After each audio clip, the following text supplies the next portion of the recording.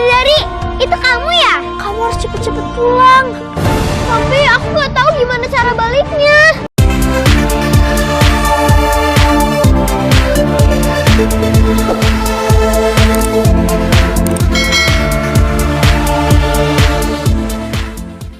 Di episode kali ini awalnya sih orang liatin Nirmala sama Pelangi nih pada senyum-senyum karena melihat mereka berdua tidur bersama-sama sambil tersenyum. Tapi suasana berubah menjadi sangat panik dan juga sangat menakutkan ketika Ratna berusaha membangunkan Nirmala dan dia tidak mau bangun juga.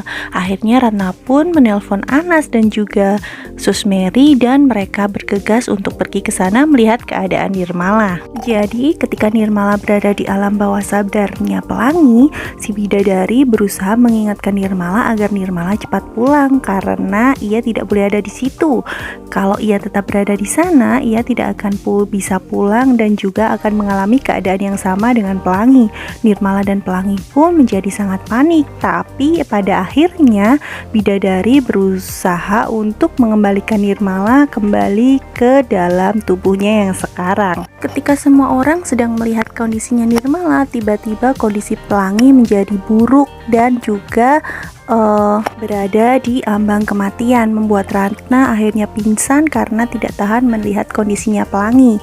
Nah, di tempat lain ketika Nirmala ini sedang tiduran, Aska dan juga Milka mengoleskan banyak sekali minyak angin di hidungnya Nirmala, sehingga ketika Nirmala sadar ia pun berteriak karena merasa hidungnya sangat panas. Sejenak Susmeri dan juga Anas serta yang lainnya ketika melihat dan mendengar suaranya Nirmala, mereka pun sangat lega, tapi kondisi Pelangi masih juga buruk. Bidadari kecil merasa bersalah karena sudah membawa Nirmala ke bawah alam sadarnya dan juga itu membuat kondisinya Pelangi semakin memburuk. Akhirnya ia kembali ke alam bawah sadarnya Pelangi dan mengatakan kepada Pelangi kalau ia harus kembali. Kalau sampai ia pergi, itu artinya Bidadari ini juga tidak akan bisa menjaga Nirmala dan artinya tidak akan ada lagi orang yang bisa menjaga Nirmala dari orang-orang jahat yang ada di sekitarnya. Pelangi pun kemudian merenung dan tidak jadi pergi ke gerbang pintu surga.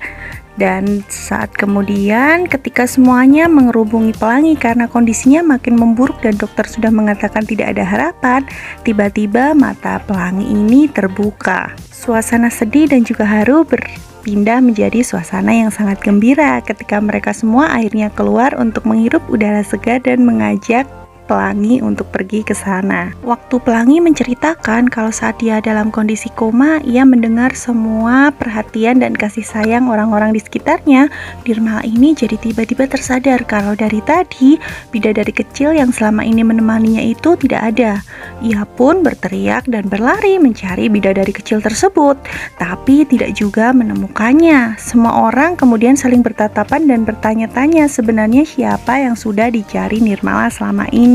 Nirmala menceritakan bahwa selama Pelangi koma, seorang bidadari datang dan juga menemaninya serta menjaganya selama ini, jadi ia tidak pernah kesepian lagi.